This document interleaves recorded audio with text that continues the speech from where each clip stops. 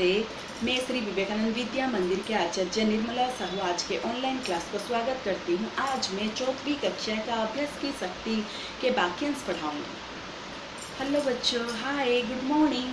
बच्चों, आज हम अभ्यास की शक्ति पाठ के वाक्यांश पढ़ेंगे। पढ़ने से पहले प्रीवियस क्लास में क्या पढ़े थे थोड़ा दोहराएंगे, बाद में पढ़ेंगे। तो हम क्या पढ़े थे बच्चों? हम पढ़े थे ना, एक दिन गुरुजी ने भरतराज को अपने पास बुलाया और उसे कहा, बेटा भरतराज, पढ़ाई लिखाई मन से की जाती है बेटा, जबरदस्ती नहीं। तेरा तो पढ़ाई में बिल्कुल ही मन नहीं है। हाँ, तो मैं तुझे क्या पढ़ा हूँ? जबरदस्त पढ़ने से कुछ भी फायदा नहीं होगा बेटा। जब तुम्हारा मन पढ़ाई में लगता ही नहीं है, हाँ, तो मैं तुम्हें किसी प्रकार किसी तरह में समझाऊंगी तुझे, तू कुछ ही नहीं पढ़ सीख पाएगा। तो तू इसीलिए क्या करे बेटा, तू वापस घर चली जा। किसी ने कहा? गुरुजी ने कहा। किसी से कहा? किसी से? राहुल से या भरतराज से? भरतराज से। याद रहा? तो भरतराज क्या किया ना, वह बहुत उदास हो गई। उदास होकर ना चलने के लिए अपना सामान पैक किया। दादाजी ने समझ गए कि राहुल ध्यान से ये कहानी सुन रहा है। वे आगे बोले, भरतराज आश्रम से निकले तो अपने घर जाने के लिए, पर रास्ते में उसके साथ कुछ ऐसा हुआ। जब वो भरतराज आगे बढ़कर आश्रम छोड़कर आया और अपने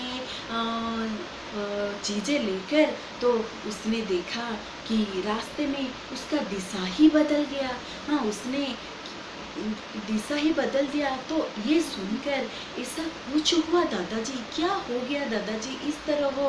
राहुल बार बार पूछने लगा। दादाजी ने कहा कि ये कहानी तो ठीक ठाक सुन रही है, तो पढ़ाई क्यों नहीं कर रही है? इसीलिए उसने कहा, भरतराज घर जा रहा था, बहुत धूप तेज था, चलते चलते बहुत एकदम थक गया था और बहुत थोड़ी दूर पर उसे एक कुआं दिखाई दिया। उसे बहुत प्यास भी लगी थी, भूख भी लगी थी, खाने के लिए उसके पास कुछ भी नहीं था। हाँ, तो उसने क्या किया ना, पानी कुएं पास गया और कुएं के पास वो बैठकर कुछ सोचने लगा। और ये जो वो रास्ते में जा रहा था, उसका जीवन का दशा कुछ बदल ही गया। तो क्या किया, कुएं से पानी निकाला और पानी को पीने लगा। हाँ, कि कुछ देर तक वहाँ पर बैठी, बहुत चिंता की। मैं घर जाऊँगा तो पापा मुझे डांटेगी, तो मैं क्या करूँगी?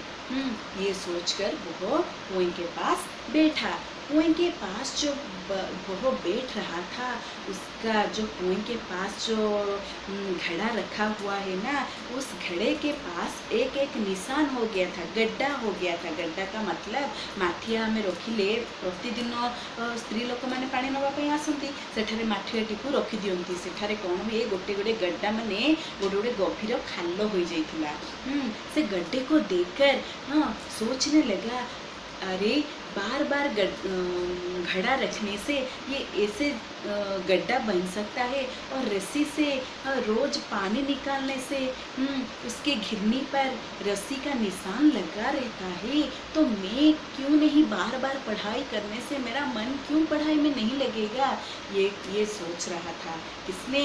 भरतराज ने। कहाँ पर बैठकर? कुएं के पास बैठकर वो सोचने लगा, जब रस्सी की बार बार खींचने से घिरने पर निशान हो सकता है, और घड़े को प्रतिदिन एक जगहों पर रखने से गड्ढा बन सकता है, तो क्यों मैं पढ़ाई में मन नहीं लगाऊंगी? तो मैं क्या अच्छा पढ़ाई नहीं कर सकती?